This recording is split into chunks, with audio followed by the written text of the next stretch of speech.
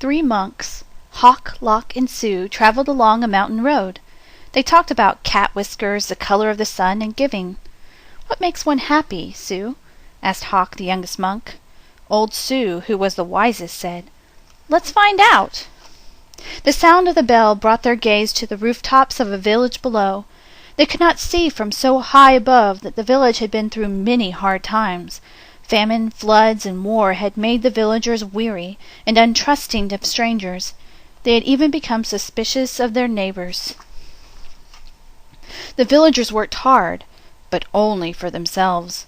There was a farmer, a tea merchant, a scholar, a seamstress, a doctor, a carpenter, and many others, but they had little to do with one another.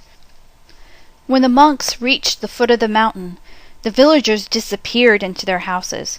No one came to the gates to greet them, and when the people saw them enter the village, they closed their windows tight. The monks knocked on the door of the first house. There was no answer. Then the house went dark. They knocked on the second door, and the same thing happened. It happened again and again, from one house to the next.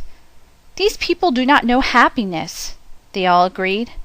"But today," said Sue, his face bright as the moon, "we will show them how to make stone soup." They gathered twigs and branches and made a fire. They placed a small tin pot on top and filled it with water from the village well. A brave little girl who had been watching came to them. "What are you doing?" she asked.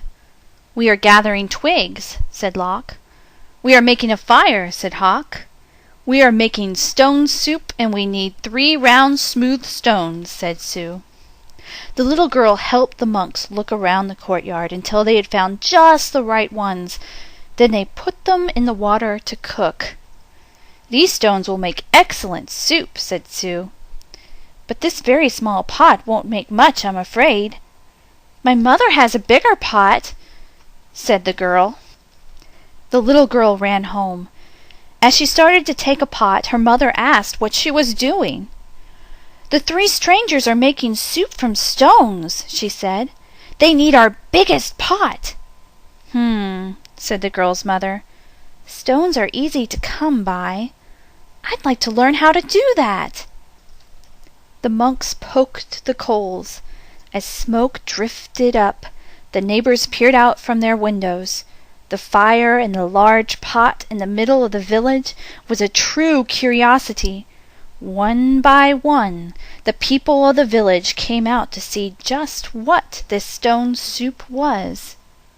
"Of course, old-style stone soup should be well seasoned with salt and pepper," said Hawk.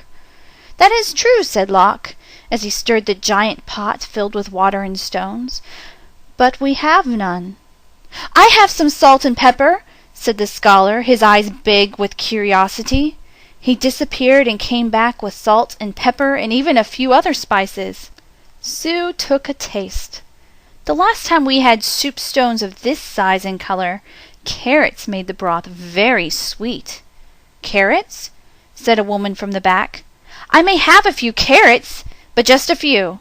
And off she ran. She returned with as many carrots as she could carry and dropped them in the pot. "Do you think it would be better with onions?" asked Hawk. "Oh, yes, maybe an onion would taste great," said a farmer, and he hurried off.